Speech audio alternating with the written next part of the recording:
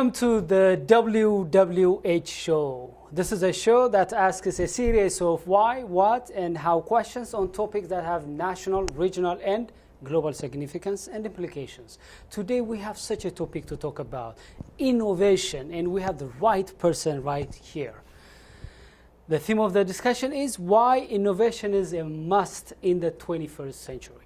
In this studio we have an innovator. His name is Robert Kartz. He's an innovative thought leader who has proudly conceived, captured, proposed, and executed countless rewarding innovative initiatives to serve both his community and country.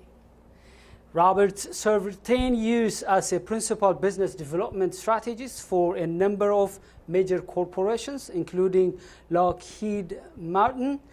He feels privileged to innovatively combine his operational expertise with his rigorous engineering discipline to help secure our homeland, including our airports, subways, railroads, seaports, hospitals, nuclear plants, and the land borders both here and abroad.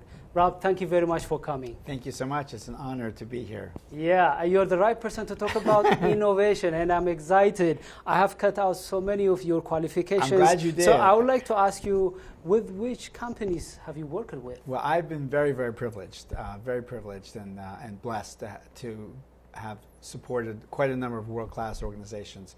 I started out at the Naval Research Laboratory and the National Bureau of Standards, supporting the Hubble Space Telescope and underwater sonar. After graduate school, I was at MIT and at Lincoln Labs and supported the Strategic Defense Initiatives. And from there, I continued to work in the C4ISR space innovation domain at NASA, at Johns Hopkins Applied Physics Laboratory, and throughout a number of world-class organizations in the United States and throughout the world. So I've been very honored and very appreciative for the opportunities.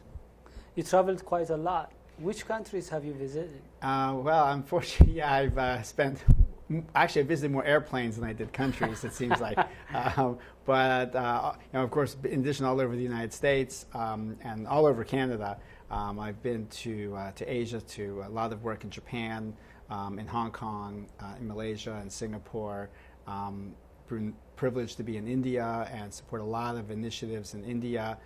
Some of those I hope to talk to. They're very exciting. And then in the Middle East, and then all throughout Western Europe. Why is innovation a must in the 21st century? Oh, so that's the easiest question you could ask, but also the hardest question you could ask. Exactly. Because innovation is in the eye of the beholder. And I think somebody said one time, what is obscenity? I'll know it when I see it, or I'll know it when I hear it, right? So it means different things to different people. But fundamentally, in this day and age, we need to do more with less. It's really that simple. We need to do more with less.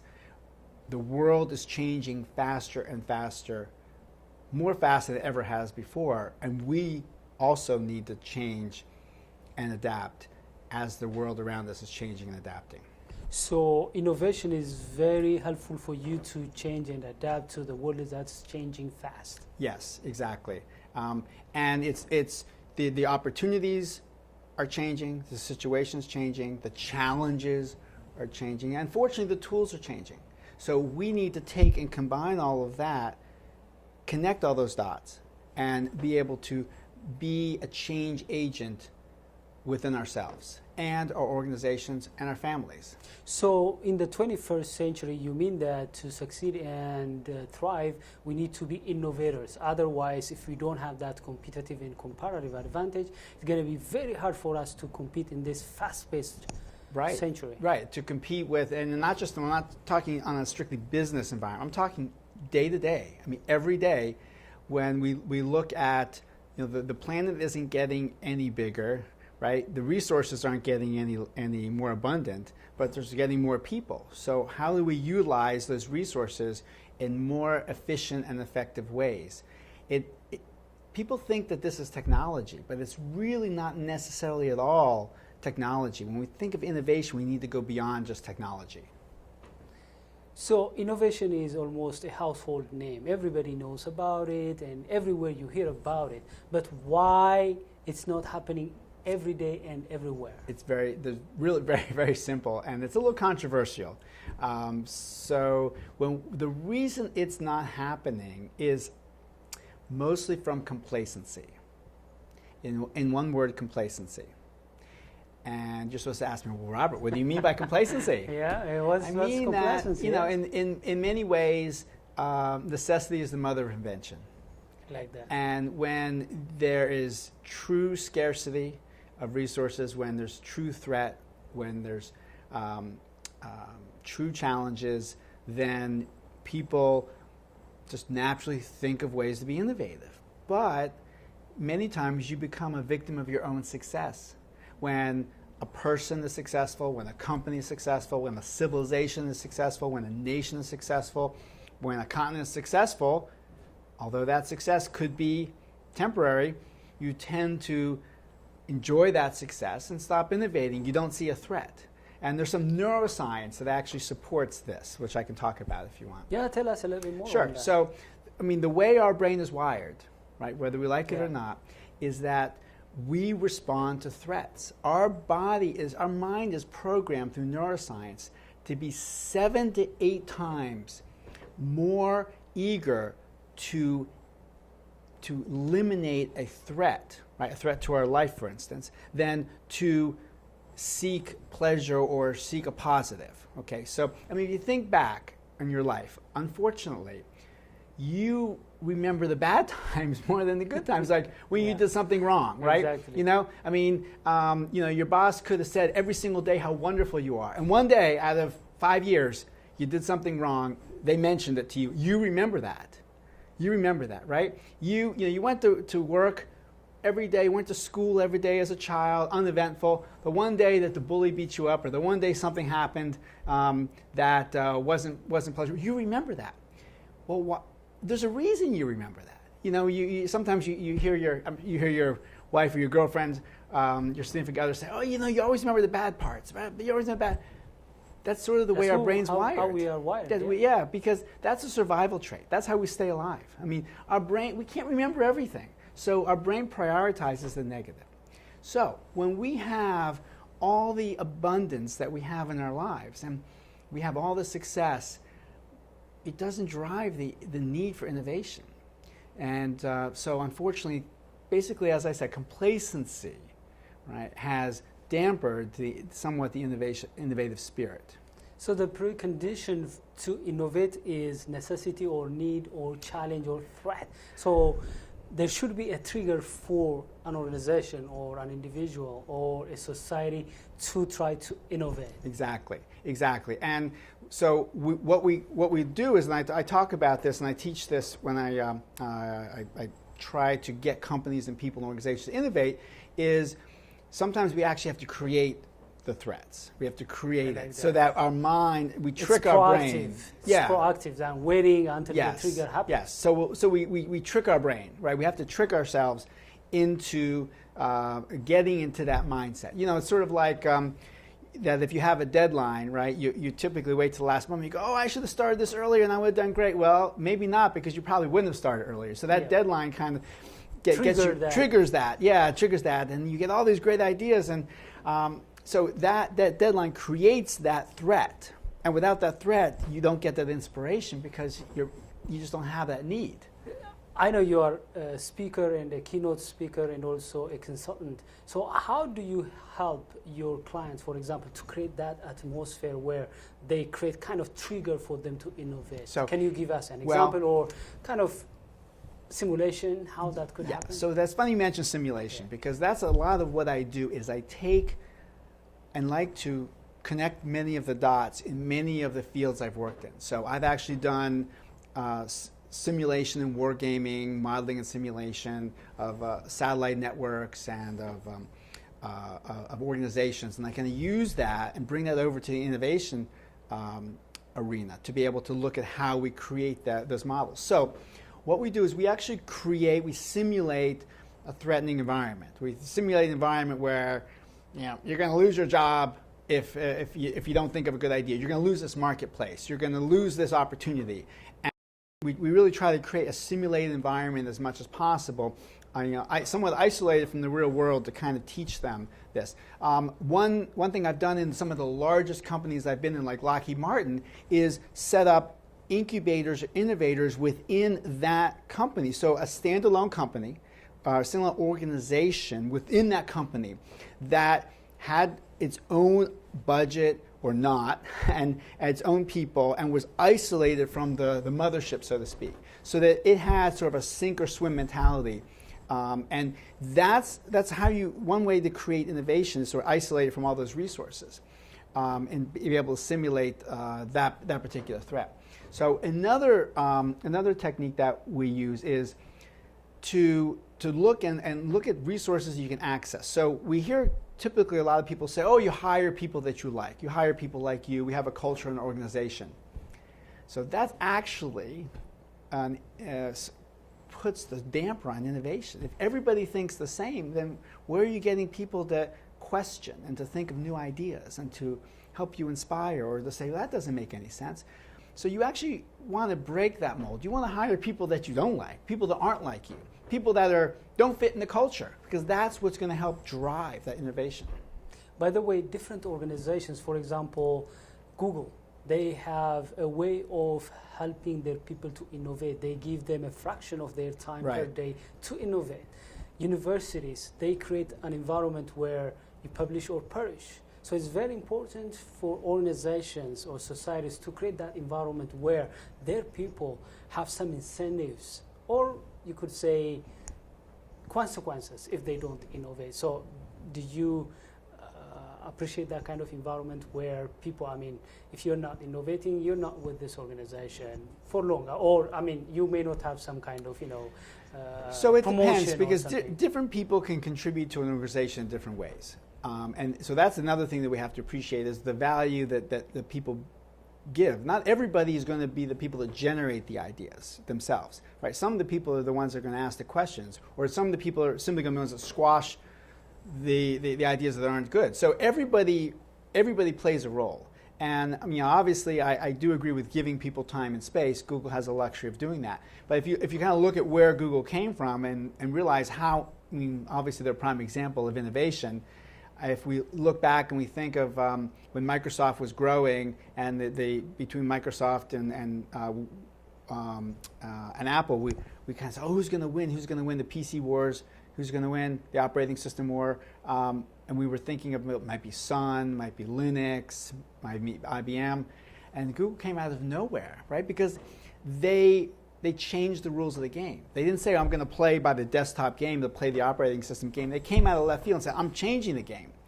They were able to do that because they didn't have an established base to put at risk, right? So a large company, a large organization that has an established base, they have a risk of losing that base, right? So they're going to be complacent. They're going to say, I'm happy with this market share that I have. I'm happy this group I have. I'll grow incrementally.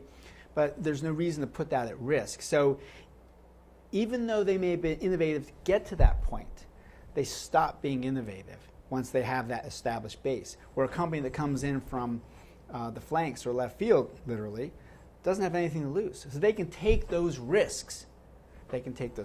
So let's talk about, because you mentioned about why organizations like Google could be able to innovate when they were infants. Mm-hmm.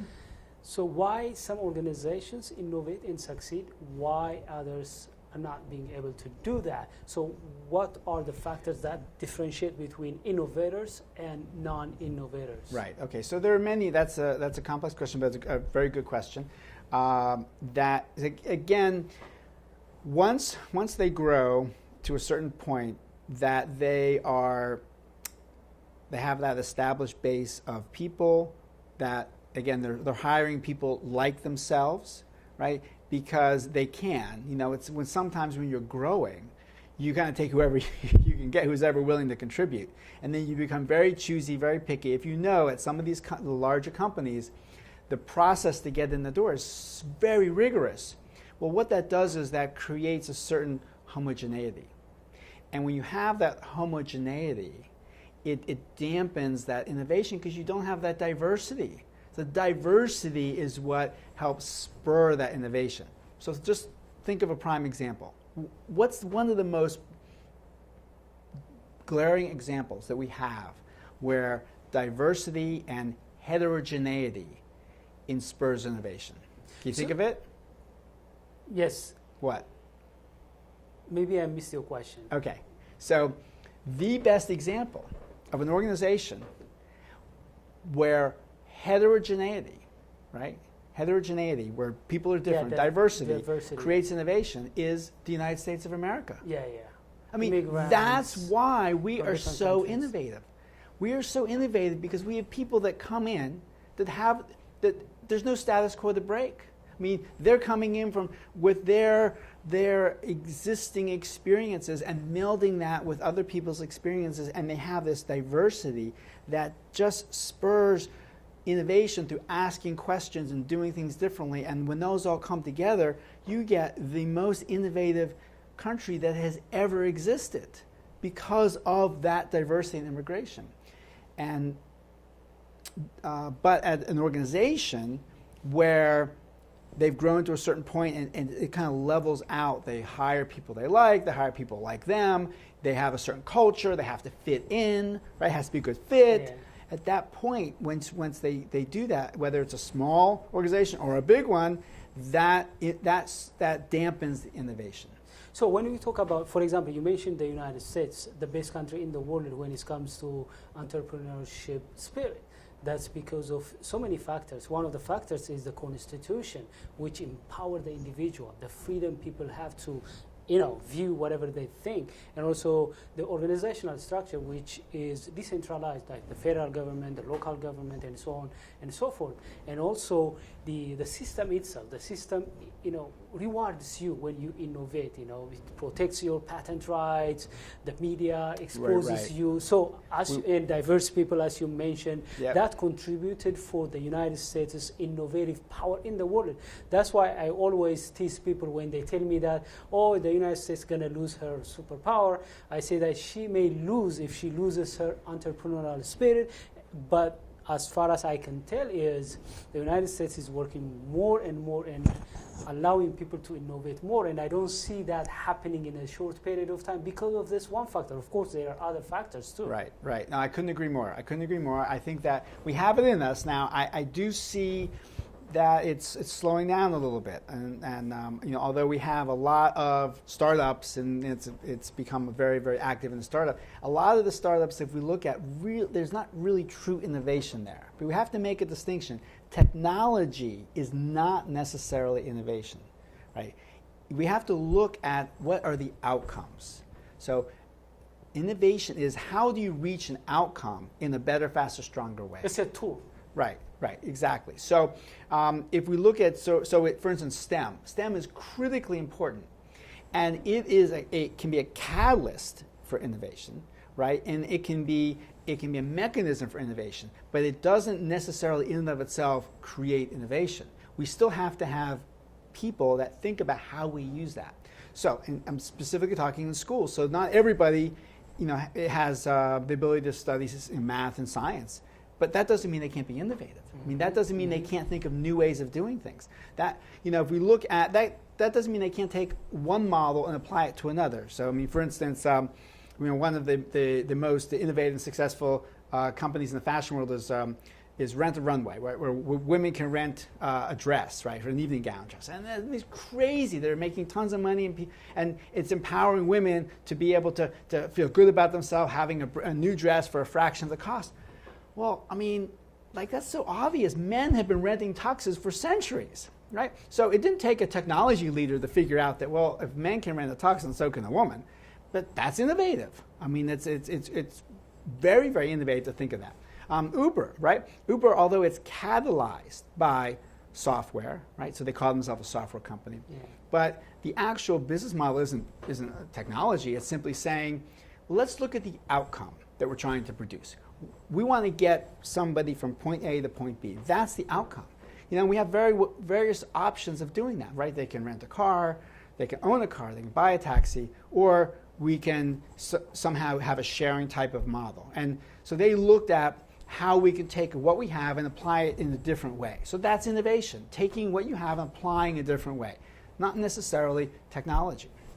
So let's talk about the definition of innovation. Some people may think that innovation is about, for example, creating an iPad or something huge. So give us a simple definition of innovation, and with an example. Right. So as we said, innovation is simply a process, a technique, a framework that allows you to think differently, do more with less, and to reach either the same or better outcome through less resources. And resources could be time, could be money, could be energy. So innovation could be incremental, like for example, you innovate something here, you improve it, still it is innovation. You don't need to create. So what's the difference in terms of meaning between creativity and innovation?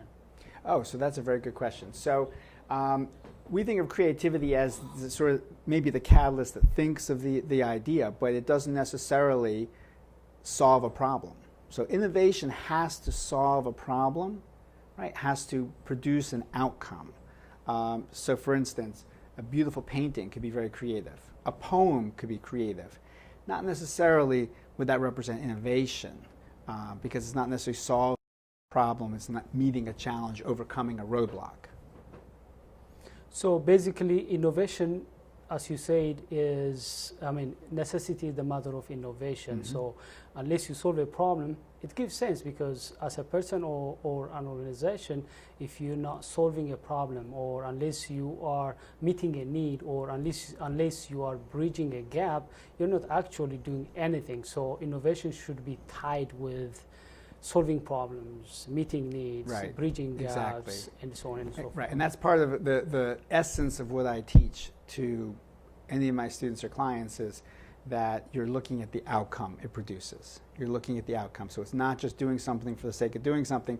And therefore, many times we really, when we talk about the framework that we use, we start with the end in mind. We start by looking at what's the problem we're trying to solve, and then work backwards from that.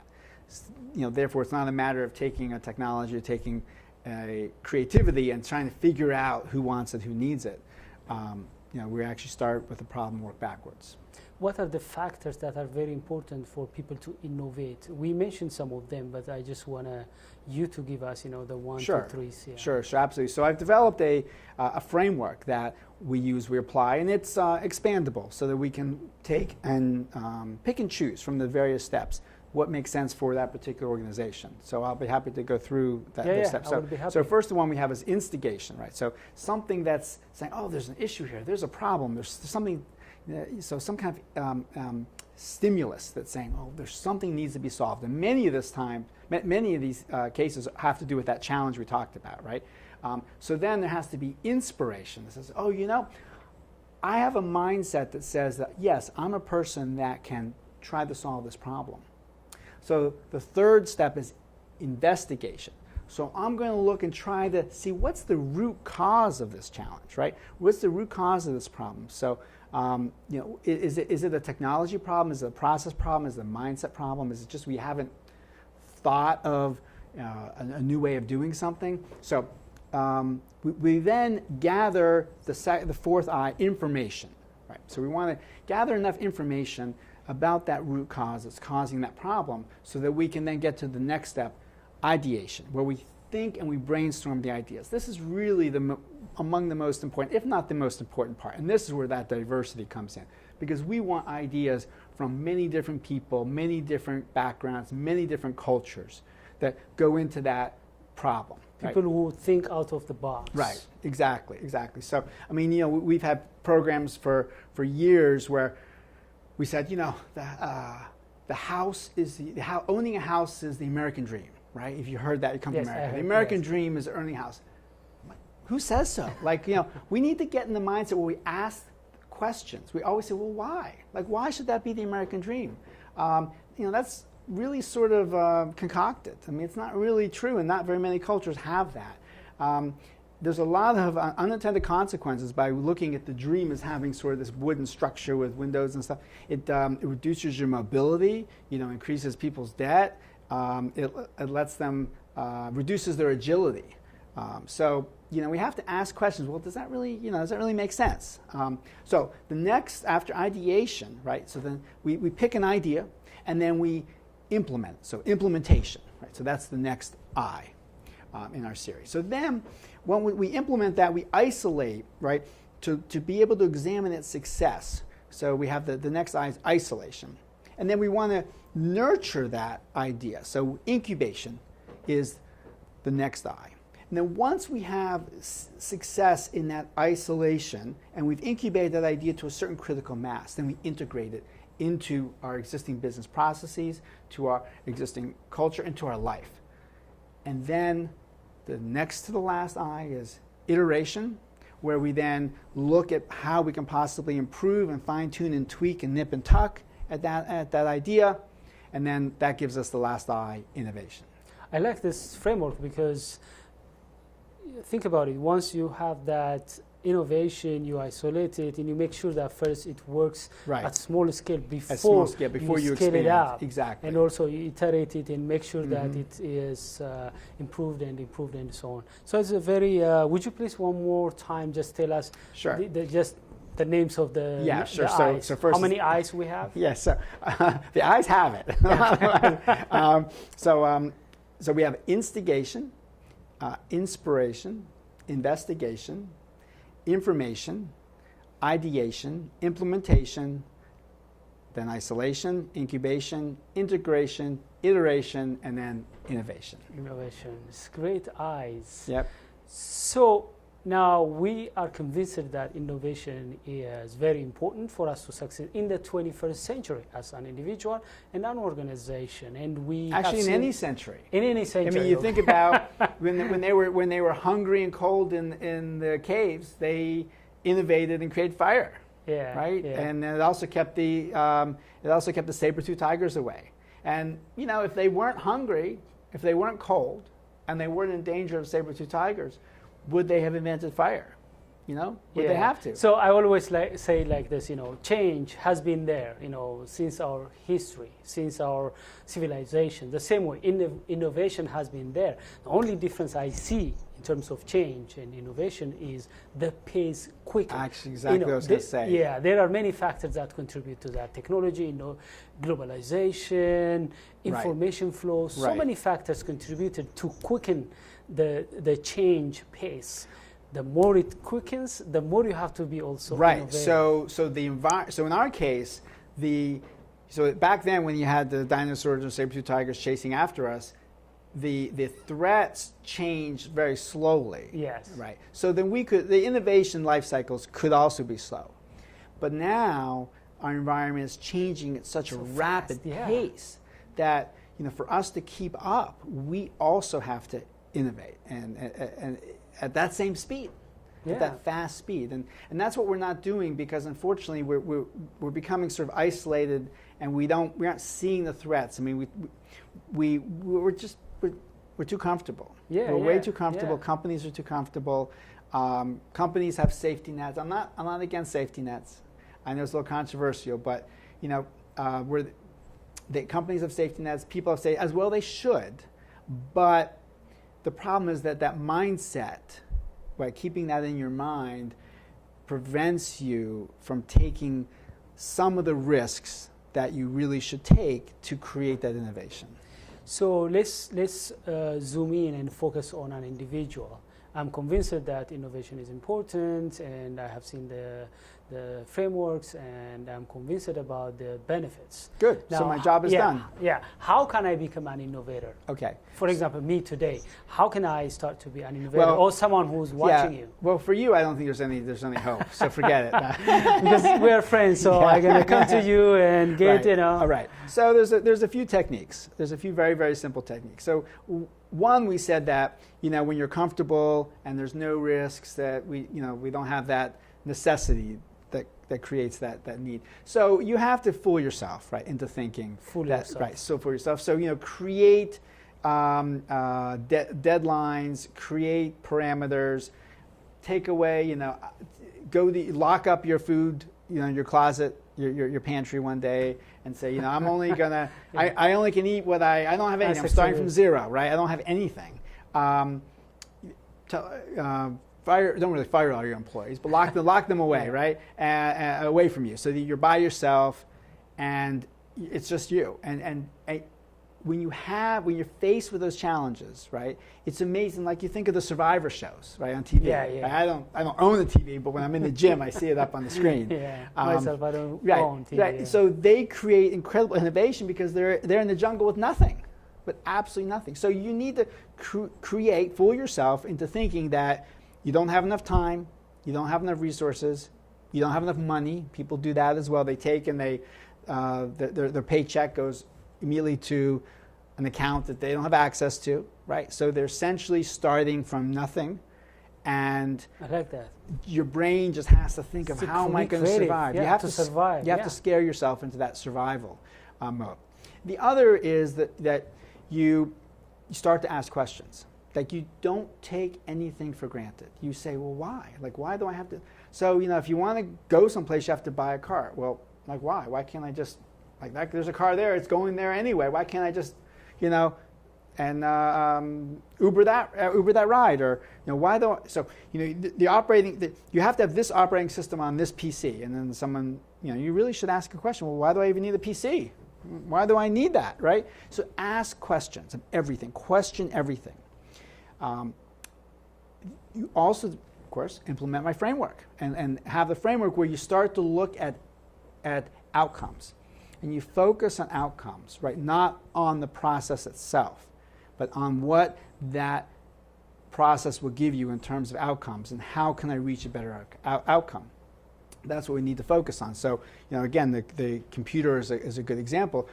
We spend lots of money, a lot of my clients in the government, on this IT system and that IT system, and what kind of server it should be, and what operating system it should be, and all this focus in on all of the actual technology.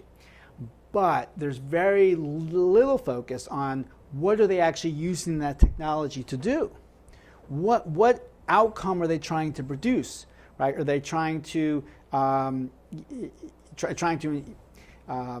check the border? Are they trying to check passports? And maybe we don't need all that hardware, all that computer to produce that same output. So we want to really focus on outcomes and work backwards from there. I like that. I have been providing trainings on corporate cultures, and one of the things that I have noticed is that many cultures or corporate cultures, even if they promote innovation, their corporate culture is risk averse. Right. They don't notice that. And also the corporate organizational structure is too rigid for innovation. Right. So for innovation to happen at organizational level, they have to have that holistic approach in terms of changing their organizational structure to promote innovation, changing their corporate culture to be risk averse, right. to become right. risk taker in terms of innovation. Absolutely. And also, as you said, allow people to ask the why question. Right. Because in some environments, in some organizations, they don't allow that questioning because people think when you question, they label you as a troublemaker, or so silly and all of that. No, they need to encourage that, and they need to hire people that are unlike themselves to come in and tell them that the emperor has no clothes. It's a family show, so I don't know if I can quite say that, but they need to have that diversity of opinion. If we look at a lot of this begins in the school, so a lot of what needs to be fixed is in the educational system. I struggled with my kid, taking spelling tests. If you can imagine, just a couple years ago, they were taking spelling tests and being graded on writing. Now, how does that focus on outcome, right? I mean, here today I carry in my pocket a device that has basically all the knowledge that ever existed, was ever created so far, available to me, right? Instead of memorizing and bits of that information storing in my head, I need to figure out how to be a consumer of that knowledge, how to manage that cache, that treasure trove of information, how to take the dots I need and start connecting them, and how to then apply that to make the world a better place, rather than just being a walking encyclopedia storing this knowledge and figuring out how to regurgitate it. We need to change the model. We need to incentivize on outcomes for our students, not focus on how they do it. Everybody learns in a different way, right? Instead of having to say, we need to do these worksheets and we need to do all these tests, focus on what the learning objective is, and different students have different ways of getting to that learning objective. Some will have to do those worksheets, but some will need to listen to it, right, being told to them. Some will need maybe have it gamified in terms of a game, and some will need to use that information to retain it, right? That's how they retain that knowledge, is to use it and to apply it. So we need to have a flexible educational system and a flexible work environment that allows people to get to a result, to get to a success in whatever way is in their DNA to do. Let's talk about innovation inhibitors. There are innovation inhibitors. How can we bulldoze them? How can we overcome them? Okay, so I think you mentioned a lot of them. We need to not penalize risk takers. Right now, again, I'm not saying undue risk, and certainly no risk that endangers people's health and welfare. But we need to give people room, right, to take those risks. If we think about startups and we think about Steve Jobs, everybody that started in a garage, the reason they were able to succeed is they were in a garage. They didn't have anything to lose. They didn't have any money. There was nothing to lose. So, and they had reason to go forward because they needed. There was. They were having a challenge that had to be overcome because they didn't have the kind of safety net. So we need to take away the inhibitions in terms of the negativity of risk. We need to somewhat encourage failure if it becomes a true learning opportunity. Right. One thing that diversity allows us to do is to think more interdisciplinary. So through the growth of our civilization organizations, we become more and more segmented. And that also inhibits innovation. So when you're a startup, one person's doing everything. That's both the good and the bad. So one of the main things that inhibits innovation as companies grow larger, organizations grow larger, countries grow larger is specialization. Right? So specialization, we talk about as a very positive thing. We have a department that does marketing, a department that does finance, a department that does, maybe a different department does online marketing and offline marketing and inside sales and outside sales. And these become isolated and siloed. And when they do, they start to be ingrained in their own ideas. And that also inhibits innovation significantly.